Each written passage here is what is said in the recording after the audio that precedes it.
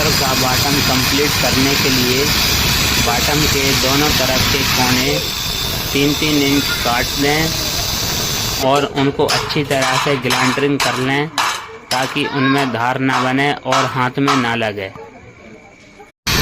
Cutter का bottom complete करने के लिए बॉटम के दोनों तरफ के कोने 4-4 इंच काट लें और अच्छी तरह से ग्राइंडिंग कर लें उनकी, ताकि किसी को चोट ना लगे।